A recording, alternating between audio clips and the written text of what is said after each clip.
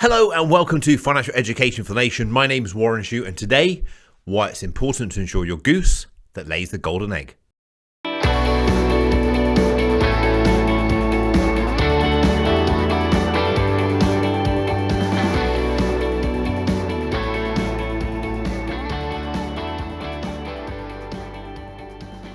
Okay, what am I talking about?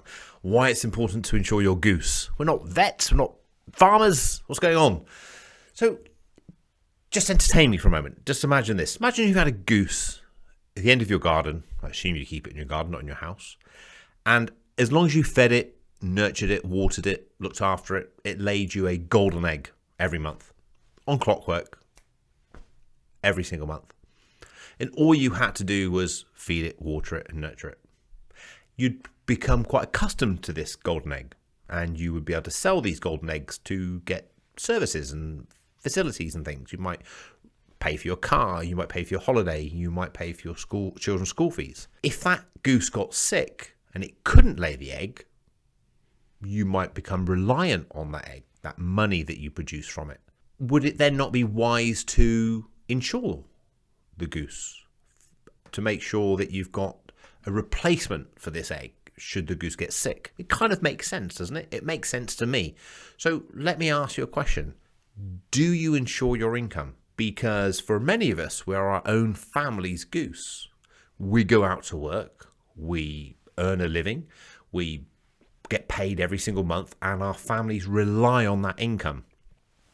Now, if we're lucky enough, we might work for a large employer who might pay us our salary if we're off work for sickness or injury or something for more than, say, 3 or 4 months. Normally, they would pay up to about 6 months. It's rare for them to pay for much longer than 6 months. Certainly on full pay, they might go down to half pay or something. And it's extremely rare for them to pay for more than a year. How long could you last if you didn't earn any money through sickness or accident, couldn't go to work, without any money coming in? What we refer to your burn rate? How quickly would you go through your savings? How long would you last? And if you did go through your savings, well, did those savings have a plan for them? Was there an intention for those savings that you now no longer can do because you just paid for your regular direct debits, your mundane bills? You know, it's pressure. If you're burning through your savings and you're trying to get better because you know your family relies on you for bringing this money in, you're now not thinking about yourself and your wellness and trying to recover.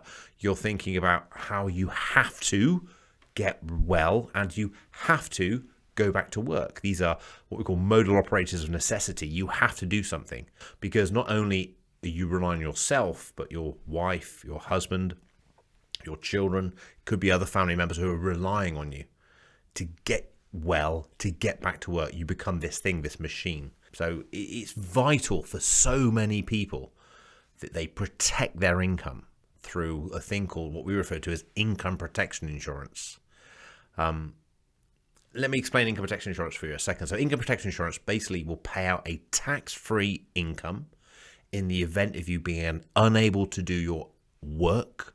Typically, it's your own job. You have to be careful of the underwriting of the policy. But if you're unable to do your own work or a suitable job through long-term accident or sickness, and it will pay out this tax-free income every single month until you either return to work or the end of the contract, which often is retirement. You can get shorter term contracts now, which may run for, say, 5 years. They're a little bit less expensive. But most of the ones we'd ever write at Lexington, we'd arrange at Lexington, would be until retirement. So you've got a scenario where one day something goes wrong. I don't even want to say what it is. You can imagine what sort of things can happen. It could be a car accident. It could be a long-term sickness illness. You've seen some of the people suffering from COVID and long COVID, those kind of things. You can't go to work. So then after a waiting period, a deferred period, typically between 3 and 6 months, you can get them after a month and you can get them to go as long as a year typically, but between 3 and 6 months, and that's your emergency buffer. So if you link it back into the bank account system, you've normally got about 6 months of your expenditure on deposit. So you use that for the short period, and then this insurance kicks in and pays out every single month until you return to work. And I think, or the contract ends. I think these are things that are essential. I have it myself. I could say I've got plenty of savings behind me. I look after myself health-wise. I try not to do anything too dangerous. I've got no underlying medical conditions, but my family relies on me, and my staff rely on me. So it's important there's an insurance there that I transfer that risk from, instead of carrying that risk myself, okay? I transfer that risk. We insure our car, we insure our homes, we probably insure ourselves when we go on holiday. So why don't we insure probably the most valuable asset that we've got, our future income streams, particularly if we're younger? I'll think of two scenarios for me. I want you to think of so we're going to think of another way to think about this. Think of two identical jobs, okay? So the location, the work, the career prospects, everything's identical, apart from job one gives you an annual salary of £38,600 a year. It's the UK average salary, £38,600. But if you're off sick, it just stops. Okay. That's job one. Job two gives you an annual salary of £37,400 a year. But if you're off sick, you still get paid. And you still get paid every single month until you either go back to your job and carry on working and still get paid, or you retire. In which case, hopefully we've got some retirement funds in place for then. Which one would you choose? 38,600 a year, it just stops if you're sick. 37,400 a year, your income just carries on, irrespective of whether you can work or not through sickness. And when you position it that way, when you look at it that way, in my mind, it's a no-brainer, isn't it? You're giving a little bit up off the top, but you've got contingency, you've got longevity in there. It's think of it. We insure less valuable items. You might even insure specific items around your house on your contents insurance. You might itemize them. You're paying a premium for that. The most valuable asset you have is your future income stream. If you think about where you are now and where you will be at retirement, look at what you earn now, add up all those future income payments, the escalation for inflation, the increases through career choices, developing your business. If you're a business owner, you grow your business, you develop your business, the growth in that. If you're a graduate going through the ranks, you think, well, actually, I'm going to progress through the management ranks and create more income through career progressions. It's such a valuable asset, and it's such an important thing that I believe is an essential insurance that you have in place. Now, in the money plan, I didn't class it as an essential on the foundations because I want to keep things simple. I just said emergency cash, wills, and power of attorneys were essential. But if you look at the order of things, it's right up there as like number one, I think it is. Income protection. I kind of put it above life insurance in a lot of cases. And the reason I put it above life insurance is because if you're sick, it doesn't just affect you, it affects all those people around you who've got to look after you. So your partner, spouse, significant other, can't just go about his or her daily work, go off to work and come back and go out in the evening and have fun, because they've got you to look after as well. Whereas, I'm sorry to say, as much as heartless as it sounds, when you pass away, that is a clear cut. There's a period of grieving. I get that completely. But over time, there isn't a person to care for and look after. And the extra bills, you're still eating and stuff like that, aren't you? So think about it. Take a serious think about it. Insuring your income, I believe, is an essential. It's less expensive than you might think. Income protection is the policy you're looking for. It's an income protection plan. The old name used to be permanent health insurance. It pays out a tax-free income after a waiting period, which typically is 3 to 6 months, and it will pay out until you either return to work or the end of the contract term.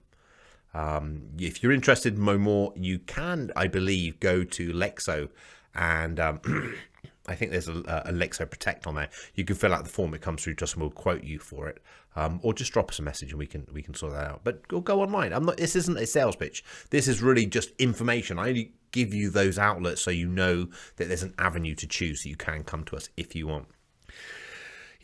As a rule, we don't like insurances. I get that. I hear that often, and I'm probably in that camp too. I bought some bikes the other weekend, the other day, and for the kids, and they wanted to insure the bikes ongoing. I'm like, I'm good. I'm all right. The amount the kids ride the bikes, we can service it and look after ourselves. I don't always add on those extra insurances, but I've got my income insured.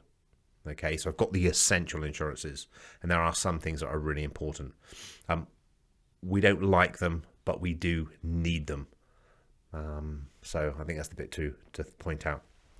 Okay, big five this week. Big five things that are going on. 5 facts you may not realize about disability insurance or income protection. Okay, I kind of group it. So I refer to the word disability insurance because it makes sense to me. You're disabled, you're unable to carry on working. That's why it pays out. So whereas income protection could be confused with redundancy. So and they're not the same. So mental health and musculoskeletal conditions are the 2 top reasons for long-term sickness and absence from work. Mental health conditions, particularly at the moment, have skyrocketed, understandably. I'm definitely not saying I'm in that camp, but I definitely have been affected by, over the winter, the dull days, not being able to do the things you want to do. I've got some great friends. I want to go and see them and have some good times. And having that restriction, imagine compounding that with money problems, and particularly being on your own, I can really see how the mental health problems have increased significantly. Musculoskeletal as well. I used to get a bad back. At the beginning of the lockdown, went running, really hurt my back. And then I took up yoga, and that really helped. But, it can hurt anyone. Number 2, the average person's savings in the UK would cover their bills for less than 3 months. Imagine that. It's not that you can't get work, you can't work because you're sick and then your savings dry up. There's only so much leverage or time your landlord's going to give you or your mortgage company is going to give you before they start proceedings. Number 3, 44% of people off work for more than a year never return to work. Now that kind of hit me a bit there because obviously a year is quite a long time, but if you think about it, if you are that sick, you're unlikely ever to return to work. Now, I appreciate this doesn't happen to everyone, and it's not a common eventuality, but it's a risk, and it's a risk that I'm not willing to carry, and I think you certainly should consider it. I'm not one of those people to say you have to have it, but you need to consider it. People aged 55 to 64 are 3 times more likely to have long-term sickness than the under 25s. Kind of an obvious one, I guess. And the important number 5 is income protection or disability insurance does not pay out in redundancy. This is not a redundancy policy. This is about your health and well-being and being able to work. Moving on, other things in the news this week. The Bank of England have launched their new £50 note. It's got the Pioneer Codebreaker Alan Turning on it, and it enters circulation on the 23rd of June.